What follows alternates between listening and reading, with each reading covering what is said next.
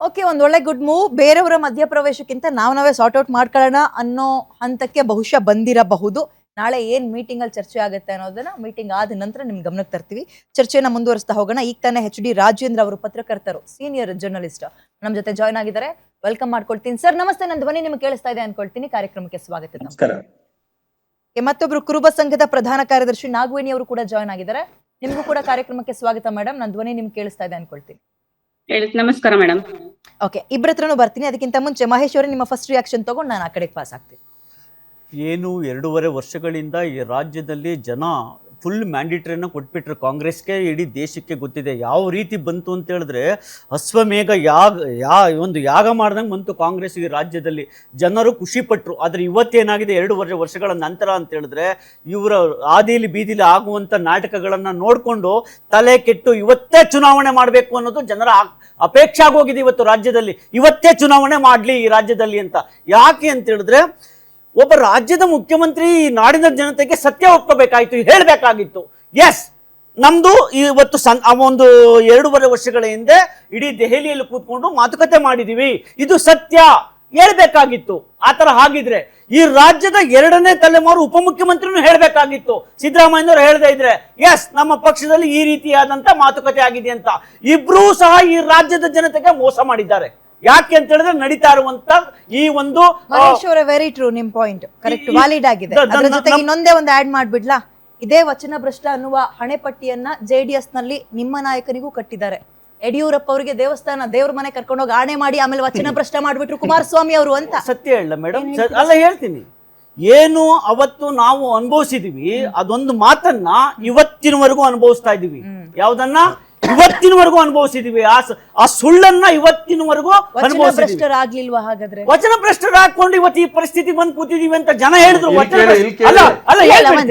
ನೋಡಿ, ಏನು ಅಂತ ಹೇಳಿದ್ರೆ, ಕುಮಾರಸ್ವಾಮಿ ಅವರು ವಚನ ಭ್ರಷ್ಟ ಮಾಡಿದ್ರು ಅಂತ ಹೇಳಿದ್ರೆ, ಒಂದು ಸಮುದಾಯ ಯಾವ ರೀತಿ ನಮ್ಮನ್ನ ದೋಷಣೆಗೆ ಮಾಡುದು, ಅದರ ಕಷ್ಟವನ್ನ ಅನುಭವಿಸಿದೀವಿ ಒಂದ್ ಕಡೆ. ಸೆಕೆಂಡ್ ಪಾರ್ಟಿಸ್ ಇವತ್ತೇನಪ್ಪ ಅಂತ ಹೇಳಿದ್ರೆ, ಇವತ್ತು ಏನಾದ್ರೂ ಕಾಂಗ್ರೆಸ್ ಪಕ್ಷದಲ್ಲಿ ಈ ರೀತಿಯಾದಂತ ಹಿಂದೆಗಡೆ ಹಾಕಿದಿರಲ್ಲ, ಈ ರೀತಿಯಾದ ಏನಾದ್ರು ನಡೆದದ್ದೇ ಆಗಿದ್ರೆ ಅದು ರಾಜಸ್ಥಾನದಲ್ಲಿ ಆಗ್ಬೇಕಾಗಿತ್ತು, ಮಧ್ಯಪ್ರದೇಶದಲ್ಲಿ ಆಗ್ಬೇಕಾಗಿತ್ತು, 2 ಕಡೆ ಆಗ್ಲಿಲ್ಲ. ಆದ್ರೆ ಕರ್ನಾಟಕದಲ್ಲಿ ಆಗುತ್ತೆ ಅನ್ನೋದು ಕಟ್ಟು ಸುಳ್ಳು. ಇದು ರೀತಿಯಲ್ಲೇ ಸಿದ್ದರಾಮಯ್ಯನು ವಚನ ಭ್ರಷ್ಟರಾಗಬಹುದು ಅನ್ನೋ ನಿಮ್ಮ ನಿರೀಕ್ಷೆನ ಅಕಸ್ಮಾತ್ ಆದ್ರೂ ಅಂತ ತಿಳ್ಕೊಳ್ಳಿ, ಅಕಸ್ಮಾತ್ ಆದ್ರೂ ಅಂತ ತಿಳ್ಕೊಳ್ಳಿ. JDS ಇಂದ BJP ಇಂದೆಲ್ಲ ಆಗ್ತಾ ಇರೋದು ಕಾಂಗ್ರೆಸ್ ಇಂದ. ನಿಮ್ಮ ಮಗು ಅಳ್ತಿದ್ಯಾ? ಹಾಗಾದ್ರೆ ನಿಮ್ಮ ಮಗುವಿಗೆ ಜೀನಿ ಸರಿ ಇಟ್ಕೊಡಿ. ಯಾಕಂದ್ರೆ ಜೀನಿ ಸರಿ ಇಟ್ಟು ನಿಮ್ಮ ಮಗುವಿಗೆ 100% ಸರಿಯಾದ ಆಹಾರ. ನಿಮ್ಮ ಮಗು ನೆಮ್ಮದಿಯಾಗಿ ನಿದ್ದೆ ಮಾಡಬೇಕಾ, ದಷ್ಟಪುಷ್ಟವಾಗಿ ಬೆಳಿಬೇಕಾ? ಹಾಗಾದ್ರೆ ಜೀನಿ ಸರಿ ಇಟ್ಟು ಕೊಡಿ. ಎಲ್ಲಾ ಮೆಡಿಕಲ್ ಶಾಪ್ಗಳು, ದಿನಸಿ ಅಂಗಡಿಗಳು, ಸೂಪರ್ ಮಾರ್ಕೆಟ್ಗಳಲ್ಲಿ ಲಭ್ಯ. ಅರ್ಥ ಆಯ್ತಾ? ಇವತ್ತೇನು ಈ ರಾಜ್ಯದಲ್ಲಿ ಏನಾದ್ರೂ ವಚನ ಭ್ರಷ್ಟ ಆಗ್ತಾ ಇದ್ರೆ ಸಿದ್ದರಾಮಯ್ಯನವರಾಗಿದ್ರೆ ಕಾಂಗ್ರೆಸ್ ಇಂದ. ಅದು ನಮ್ಮ ಪಾಯಿಂಟ್ ಅಲ್ಲ. ಇವತ್ತು ಹೇಳಿದ್ರಪ್ಪ, ಎಲ್ಲ ಮಠಾಧೀಶರು ಹೇಳ್ತಾ ಇದ್ದಾರೆ, ಎಲ್ಲ ದೊಡ್ಡ ದೊಡ್ಡ ರಾಜಕಾರಣಿಗಳು ಇವತ್ತು ಅವ್ರ ಕಡೆ ಬ್ಯಾಟಿಂಗ್ ಮಾಡ್ತಾ ಇದ್ದಾರೆ. ನನ್ಗೆ ಇವತ್ತು ಒಂದು ದೊಡ್ಡ ಇದು ಅಂತ ಹೇಳಿದ್ರೆ, ಯಡಿಯೂರು ಸಿದ್ದಲಿಂಗೇಶ್ವರ ಸನ್ನಿಧಾನದಲ್ಲಿ ಯಾವ ಯಾಗ ಮಾಡಿದ್ದಾರೆ ಕಾಂಗ್ರೆಸ್ನ MLA ಅಂತ ಹೇಳಿದ್ರೆ, ಶತ್ರು ಸಂಹಾರ ಯಾಗ ಅಂತೆ, ಮುಖ್ಯಮಂತ್ರಿ ಆಗ್ಲಿ ಅಂತ. ಯಾರು? DK ಶಿವಕುಮಾರ್ ಅವರು. ಯಾಕೆ ಅಂತ ಹೇಳಿದ್ರೆ, ಯಾರ ವಿರುದ್ಧ ಶತ್ರು ಸಂಹಾರ? ನಿಂಬೆ ಹಣ್ಣು ಯಾಗ JDSಗೂ ಏನ್ ಬಹಳ ದೂರ ಅಲ್ಲ. ಅಲ್ಲ, ಇದು ಇವತ್ತು ಇದ್ರ ಬಗ್ಗೆ ಮಾತಾಡಿ. ನಮ್ದು ನೋಡಿ, ಈ ರಾಜ್ಯದಲ್ಲಿ ನಮ್ಮ ಪಕ್ಷ ಇದೆಯಾ? ಅಧಿಕಾರದಲ್ಲಿ ಇಲ್ಲ. ನಾವು ನೋಡಿ, ನಮ್ಮ ಪಕ್ಷ ಅಧಿಕಾರದಲ್ಲಿ ಇದ್ರೆ, ನಮ್ಮ ಪಕ್ಷ ಅಧಿಕಾರದಲ್ಲಿ ಇದ್ರೆ ನಾವ್ ಯಾವತ್ತಾರು ಮಾಟ ಮಂತ್ರ ಮಾಡಿಸ್ಕೊಂಡು ಯಾವತ್ತೂ ಅಧಿಕಾರಕ್ಕೆ ಮಾಟ ಮಂತ್ರ ಅದು ಇನ್ನೊಂದು ಅಲ್ಲ.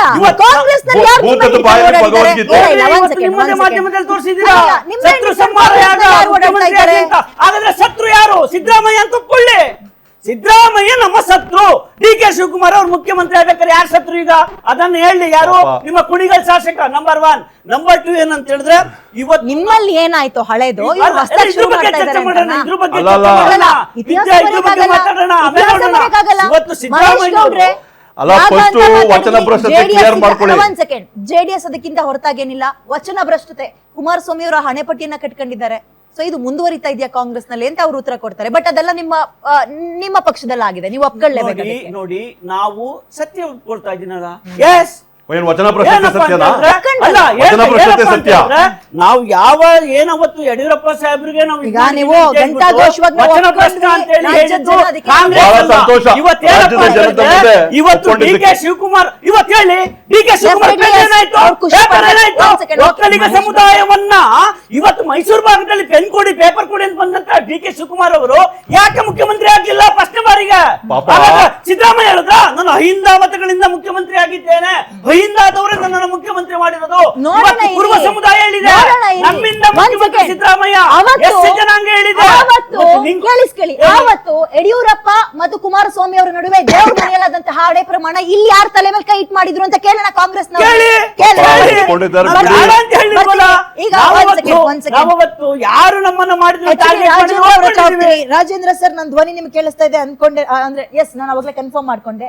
ಏನ್ ಸರ್ ಇಷ್ಟೊಂದು ದೊಡ್ಡ ನಂಬರ್ ಸಿಕ್ಕಿದೆ, ಮೆಜಾರಿಟಿ ಸಿಕ್ಕಿದೆ, ಅದ್ಭುತವಾಗಿ ಅತ್ಯಾಕರ್ಷಕವಾಗಿ ಆಡಳಿತ ಮಾಡೋದ್ ಬಿಟ್ಟು ಅವರು ನಾನು ಅವರು ಅಂತ ಕಿತ್ತಾಡ್ಕೊಂಡು ಡೆಲ್ಲಿ ಫ್ಲೈಟಿಗೆ ದುಡ್ಡು ಸುರಿದಿದ್ದು ಏನಾಗ್ತಿದೆ ರಾಜಕಾರಣದಲ್ಲಿ ಸರ್? ರಾಜಕಾರಣದಲ್ಲಿ ಈ ರೀತಿಯಾದಂತಹ ದುರಂತಗಳು, ಅದು ಡೆಮಾಕ್ರಸಿ ಅಂತ ಏನು ಹೇಳ್ತೇವೆ, ಅದರಲ್ಲಿ ಬಹಳ ಮುಖ್ಯವಾಗಿ ಮೆಜಾರಿಟಿ ಅಂತ ಏನು ಹೇಳ್ತೇವೆ, ಸ್ಪಷ್ಟ ಬಹುಮತ ಅಂತ ಏನು ಹೇಳ್ತೇವೆ, ಇವತ್ತು ಅಬ್ಸಲ್ಯೂಟ್ ಮೆಜಾರಿಟಿ ಅಂತಕ್ಕಂಥ ಒಂದು ಮ್ಯಾಂಡೇಟ್ ಏನಿದೆ, ಜನಾದೇಶ ಅನ್ನೋದನ್ನು ಧಿಕ್ಕರಿಸ್ತಕ್ಕಂಥ ರೀತಿಯಲ್ಲಿ ಡೆವಲಪ್ಮೆಂಟ್ಸ್ ಆಗ್ತಕ್ಕಂಥದ್ದೇ ದೊಡ್ಡ ದುರದೃಷ್ಟಕರ ಅಂತ ಹೇಳಬೇಕು. ಹಾಗಾದ್ರೆ ಈಗ ಮೆಜಾರಿಟಿ ಅಂತಕ್ಕಂಥದ್ದು ಈ ರೀತಿ ಕಿತ್ತಾಟ ಆದ್ರೆ ಜನಾದೇಶದ ಒಂದು ಗೌರವ ಏನಾಯ್ತು ಅಂತಕ್ಕಂಥ ಪ್ರಶ್ನೆ ಕೂಡ ಇಲ್ಲಿ ಬರುತ್ತೆ. ಹಾಗಾದ್ರೆ ಮತ್ತೆ ಒಂದು ಚುನಾವಣೆ ಬೇಕು ಅಂತಕ್ಕಂಥದಕ್ಕೆ ಏನಾದ್ರೂ ಅರ್ಥ ಇದೆಯಾ?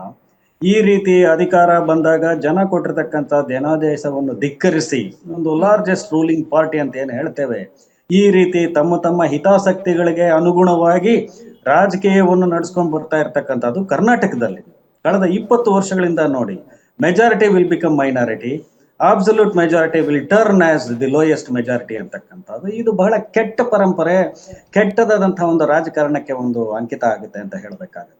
ಯಾಕೆಂತ ಹೇಳಿದ್ರೆ ಹಿಂದೆ ಕಾಂಗ್ರೆಸ್ ಇರಬಹುದು, ಜನತಾದಳ ಇರಬಹುದು, ಬಿಜೆಪಿ ಇರಬಹುದು, ಈ ರೀತಿ ಸಂಖ್ಯೆಗಳನ್ನು ತಗೊಂಡ್ಬಂದು ತಮ್ಮ ಹಿತಾಸಕ್ತಿಗಳಿಗೋಸ್ಕರ ಇವರು ಈ ರೀತಿಯಾದಂತಹ ಒಂದು ಮೇಲಾಟಗಳು ನಡೆಸ್ತಾ ಇದಾರಲ್ಲ, ಇದು ಶುದ್ಧ ನಾಚಿಕೆಗೇಡು ಅಂತ ನಾನು ಹೇಳ್ತೇನೆ. ಓಕೆ ಸರ್, ನಾನು ನಿಮ್ಮ ಹತ್ರ ಬರ್ತೀನಿ.